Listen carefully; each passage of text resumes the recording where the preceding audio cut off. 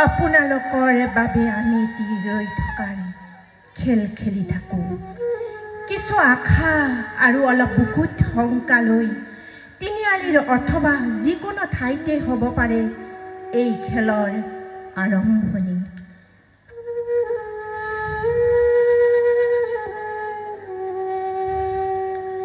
ঐ ৰিক্সা যাবি বুলি আমি যেতিয়া সংকেত পাওঁ, দূৰ সুদূৰলৈ আপোনালোকক কঢ়িয়াই লৈ যাওঁ।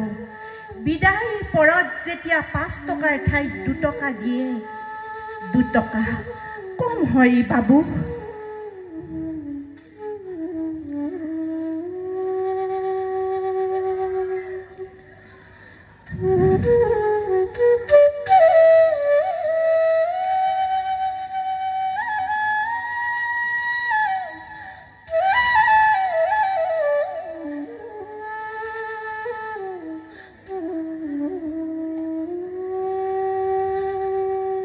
তেতিয়া বাবুৰ দুচকুত ৰঙাকাৰ।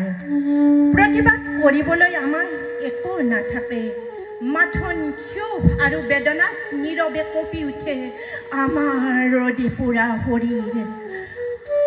তথাপি আমি এৰিব নোৱাৰোঁ এই খেল। আপোনালোক আমাৰ বাবে ঈশ্বৰ, অন্নদাতা।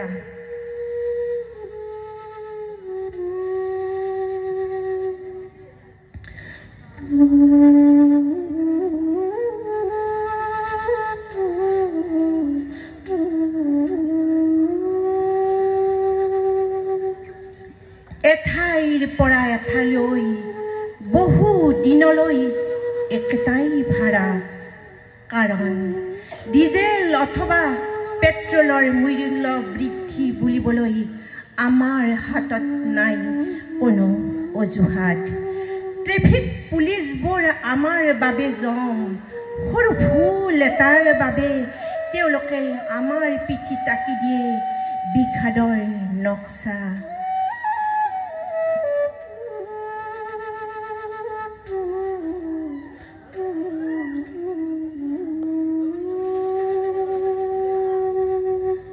তেওঁলোকৰ লাঠি চাৰ্জত কিমান বন্ধু হ'ল ঘূণীয়া, কিমান বন্ধু হ'ল চিৰৰোগীয়া। তথাপি আপোনালোকলৈ আমি ৰৈ থাকোঁ। বেজাৰত ঘূৰি থাকে 3টা চকা, দিনৰ পৰা ৰাতি, পুৱাৰ পৰা গধূলিলৈ। এইবাবেই যে আপোনালোক আমাৰ বাবে ঈশ্বৰ, অন্নদাতা।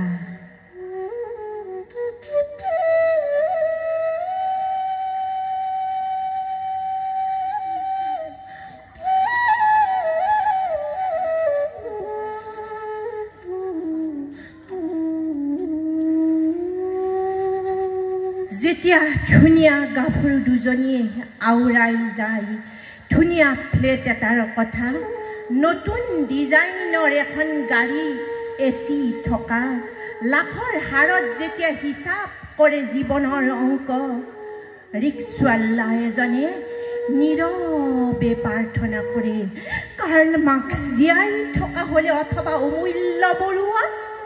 তেতিয়াই আমাৰ মনত পৰি যায় তৰ্জাৰ সৰু ভাড়া কোঠালিটোলৈ, ফুটপাথৰ দোকান এখনলৈ, য'ত পাওঁ আমি আশ্ৰয় আৰু খাদ্য। এই সকলোবোৰৰ পিছতো আমি জীয়াই থাকিবলৈ শিকোঁ, সুখী হ'বলৈ শিকোঁ, গাবলৈ শিকোঁ শ্ৰমৰ জয়গান।